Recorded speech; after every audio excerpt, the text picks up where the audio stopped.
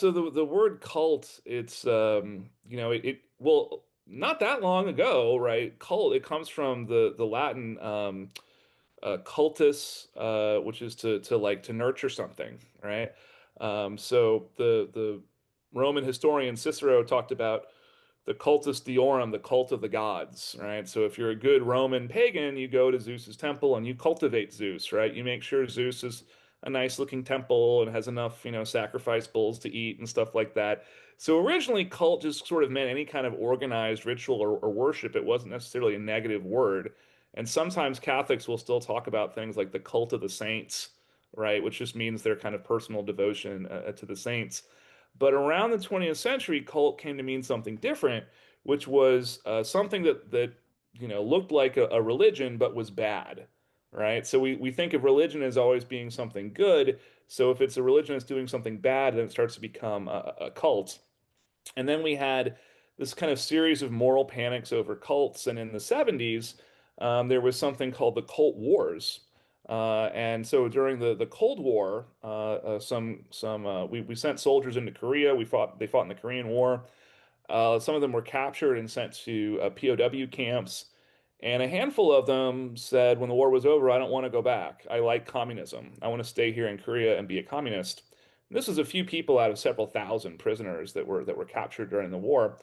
So the CIA, their explanation of this was they said, well, the Koreans have this secret power that's called brainwashing. So the CIA actually made up the term brainwashing and said that they have these basically mind control tactics that they do, and that's how they made these soldiers believe in communism. Well, so that idea gets out there, and it's sort of thought of something that communists and spies do. And then in the 60s, people start joining weird religions, right? The hippies start becoming, Hare Krishnas, and there's a group called the Moonies or the Unification Church. And people say, you know what? I think these groups are brainwashing people into joining them. So now brainwashing becomes something that cults do. And in the 60s and 70s, if you were a parent and your kid went to college and they joined a weird religion, you could hire a deprogrammer, and that person would go and kidnap your kid and like lock them up in a basement or something and say, I'm going to basically reverse brainwash them. So they might like tie up your kid and say, if you say Hare Krishna sucks, I will give you a candy bar, or I'll untie one of these straps or something like that. And eventually the courts came in and said, this is still actually kidnapping. You can't do that to people just because they joined a weird a religion. But some people said, this is wrong. All these claims of brainwashing, this is not scientific. The American Psychological Association said brainwashing, as described in these cases, is not a real thing. You can't mind control people like that. Um, and so the deprogramming was shut down, and they said this is, we're supposed to have religious freedom in this country. We can't say certain religions you can kidnap them and try to, unbrainwash them in a basement. So a lot of is at stake about these terms cult and brainwashing.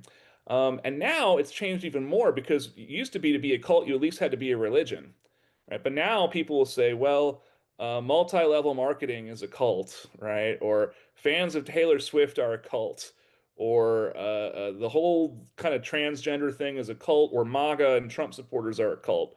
So we've reached a point where anything that we don't like is now a cult, and it's become an almost completely meaningless term, right? So my proposal on the word cult is we should just get rid of it. And if something is a religion and it's bad, just say it's a bad religion.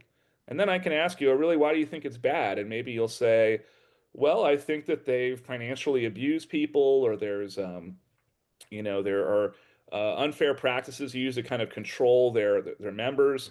Or maybe you don't actually have a good reason, and maybe you just say, well, they don't believe what I believe, so I think that they're bad. And then brainwashing, I think that brainwashing doesn't work the way that a lot of people think that it does, right? So I have this book coming out called The Penguin Book of Cults. One of the documents in that is the so-called death tape. This is from Jim Jones and his group, the People's Temple. They went to Guyana and they drank. It actually wasn't Kool-Aid; it was Flavor Aid, but that was poisoned, and over 900 people died. But if you look at the tape and you look at what people were actually saying, there were lots of people saying, "Well, I don't want to drink poison. I want to live." and they're surrounded by people with guns.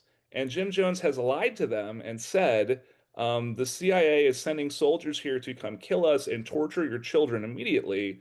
This is your only way out. Well, having a guy stick a gun in your face and lying to you and trying to basically trick you into doing something, that is definitely manipulation. That's definitely coercion. That's definitely intimidation.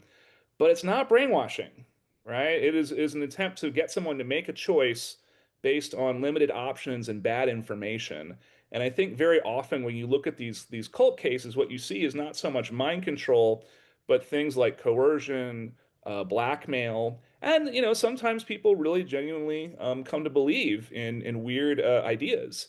And we have to give people kind of freedom to make their own choices, or at least kind of respect the dignity of their choice. So there's a lot of reasons why it's appealing to say, oh gosh, my uncle would never really say those things at Thanksgiving. My uncle was brainwashed, right? Or whatever it is. Or my kid would never really join this weird religion. They were brainwashed. Unfortunately, I don't think that's the way it works. I think more often these people really do make these choices of their own free will.